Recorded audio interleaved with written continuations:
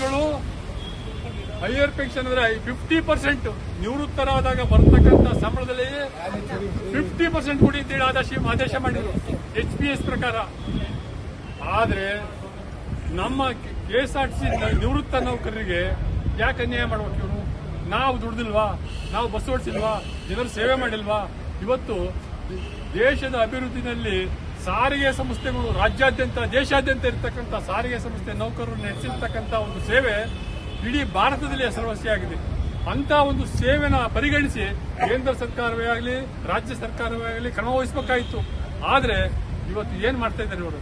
ಏನ್ ನಡೀತಾ ಇದೆ ಇಲ್ಲಿ ಈ ಒಂದು ದೇಶದಲ್ಲಿ ಏನ್ ನಡೀತಾ ಇದೆ ಅನ್ನೋದನ್ನ ನಿಜವಾಗಿ ಇದೊಂದು ಯಕ್ಷ ಪ್ರಶ್ನೆ. ಇದು ಯಾವಾಗ ಸರಿ ಹೋಗುತ್ತೆ, ಇದು ಯಾವಾಗ ಇದಾಗುತ್ತೆ ಅಂತಕ್ಕಂಥದ್ರ ಬಗ್ಗೆ ತಾವ್ಯಾರು ಕೂಡ ಹೆಚ್ಚು ಇದು ಮಾಡ್ಕೊಳ್ಳೋದು ಬೇಡ.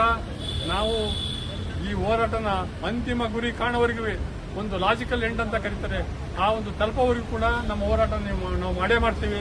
ನೀವು ಯಾವುದೇ ಕಾರಣದಲ್ಲಿ ಹಿಂಜರಿಬಾರದು. 2 ಸಭೆಗಳನ್ನ ಪ್ರತಿ ತಿಂಗಳು ನಾವು ಮಾಡೇ ಮಾಡ್ತೀವಿ. ಜೊತೆಗೆ ಇಷ್ಟರಲ್ಲೇ ಫ್ರೀಡಂ ಪಾರ್ಕ್ನಲ್ಲೂ ಒಂದು ಮೀಟಿಂಗ್ ಮಾಡ್ತೀವಿ. ಫ್ರೀಡಂ ಪಾರ್ಕ್ನಲ್ಲಿ ನಮಗೆ ಮೀಟಿಂಗ್ ಮಾಡೋದೇನು ಕಷ್ಟ ಇಲ್ಲ, ಅಲ್ಲೂ ಮೀಟಿಂಗ್ ಮಾಡ್ತೀವಿ. ಇವತ್ತಿನ ಏನು ಪ್ರತಿಭಟನಾ ಸಭೆ ನಡೀತಾ ಇದೆ, ಈ ಪ್ರತಿಭಟನಾ ವರದಿ ಎಲ್ಲಾ ಮಾಧ್ಯಮಗಳು ಬರುತ್ತೆ. ನೀವೇ ನೋಡಿದ್ರಲ್ಲ, ಸುಮಾರು 4-5 ಪೇಪರ್ಲ್ಲೇ ಹಾಕ್ತಾರೆ. ಜೊತೆಗೆ ಒಂದು ಟಿವಿನಲ್ಲಿ BPN ಟಿವಿನಲ್ಲಿ ನಟರಾಜ್ ಅವರು ಬಂದಿಲ್ಲ. ಇವತ್ತು ನಟರಾಜ್ ಅವರಿಗೆ ಕಳಿಸ್ಕೊಡ್ತೀವಿ ಎಲ್ಲಾ ವಿಡಿಯೋಗಳನ್ನ. ಅವರು ಯೂಟ್ಯೂಬ್ನಲ್ಲಿ ಹಾಕ್ತಾರೆ.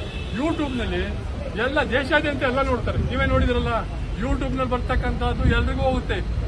ಈ ಒಂದು ಕೇಂದ್ರ ಕಚೇರಿಯ ಪ್ರತಿಯೊಂದು ಕಚೇರಿಗಳಲ್ಲೂ ಕೂಡ ಈ ಒಂದು ಇದನ್ನ ಇಲಾಖೆನ ನಿಗದಿ ಮಾಡಿರ್ತಾರೆ. ಸಾರ್ವಜನಿಕ ಕುಂದುಕೊರತೆಗಳ ವಿಭಾಗ ಅಂತ ಹೇಳಿ KSRTCನಲ್ಲೂ ಇದೆ, PF ಕಚೇರಿನಲ್ಲೂ ಇದೆ. ಸಾರ್ವಜನಿಕ ಕುಂದುಕೊರತೆಗಳ ವಿಭಾಗದಲ್ಲಿ ಏನ್ ಮಾಡ್ತಾರೆ ಅಂತಂದ್ರೆ, ಪತ್ರಿಕೆಗಳಲ್ಲಿ ಆ ಒಂದು ಇಲಾಖೆಗೆ ಸಂಬಂಧಪಟ್ಟ ವಿಷಯ ಪಬ್ಲಿಕ್ ಆದ ಕೂಡಲೇ ಅವರು ಅದ್ರ ಬಗ್ಗೆ ಕ್ರಮ ವಹಿಸ್ತಾರೆ. ನಮ್ಮ ಒಂದು ಏನು ಇವತ್ತು ಪ್ರತಿಭಟನಾ ಹೋರಾಟ ಇದೆ, ಈ ಹೋರಾಟ ದಾಖಲೆಗೆ ಹೋಗುತ್ತೆ. ಈ ದಾಖಲೆಗೆ ಹೋಗಿ ಆ ಒಂದು ಕಚೇರಿಗೆ ತಲುಪುತ್ತೆ. ಈ ಎಲ್ಲವೂ ಕೂಡ ದಾಖಲೆ ಇದೆ ಸ್ನೇಹಿತರೆ. ತಾವ್ಯಾರು ಕೂಡ ಹೆದರ್ಬೇಕಾಗಿಲ್ಲ. ಇನ್ನು ಹಲವಾರು ಮುಖಂಡರು ಮಾತನಾಡಲಿದ್ದಾರೆ, ಅವರೆಲ್ಲರೂ ಕೂಡ ಇದ್ರ ಬಗ್ಗೆ ಸಾಕಷ್ಟು ವಿಷಯನ ತಿಳಿಸ್ತಾರೆ. ದಯವಿಟ್ಟು ತಾವೇನು ಹೆದರ್ಬೇಕಾಗಿಲ್ಲ. ನಾವು ಕಾನೂನಾತ್ಮಕವಾಗಿ ಹೋರಾಟ ಮಾಡ್ತೇವೆ, ಮತ್ತೆ ಈ ಒಂದು ಬಾಹ್ಯವಾಗಿ ಹೋರಾಟ ಮಾಡ್ತೀವಿ. ನಮ್ಮ ಶಕ್ತಿ ಪ್ರದರ್ಶನ ಮಾಡೇ ಮಾಡ್ತೀವಿ. ಯಾಕೆ ಅಂತ ಅಂದ್ರೆ ನಾವೇನು ಹೆದರ್ಬೇಕಾಗಿಲ್ಲ. ನಾವು ಯಾವುದೇ ಕಾರಣದಲ್ಲಿ ನೀವು ಹೆದರ್ಬೇಕಾಗಿಲ್ಲ, ನಾವು ಹೆದರ್ಬೇಕಾಗಿಲ್ಲ. ನಮಗೆ ನ್ಯಾಯ ಬೇಕು, ನ್ಯಾಯಕ್ಕಾಗಿ ಹೋರಾಟ ಮಾಡ್ತಾ ಇದ್ದೇವೆ. ಈಗ ಈ ಒಂದು ಅಧಿಕಾರಿಗಳು ಬಂದ ಮೇಲೆ ಈ ಒಂದು 2 ಮನವಿ ಪತ್ರನ ಕೊಡ್ತಾ ಇದ್ದೇವೆ. ಒಂದು ಮನವಿ ಪತ್ರ ರಾಜ್ಯ ಉಚ್ಚ ನ್ಯಾಯಾಲಯದ ತೀರ್ಪನ್ನ ಕ್ರಮಬದ್ಧವಾಗಿ ಅದನ್ನ ಅಧ್ಯಯನ ಮಾಡಿ ಸಮರ್ಪಕವಾಗಿ ಇಂಪ್ಲಿಮೆಂಟ್ ಮಾಡಿ ಅಂತ ಹೇಳಿ ಒಂದು ಮನವಿ ಪತ್ರ ಕೊಡ್ತಾ ಇದ್ದೇವೆ.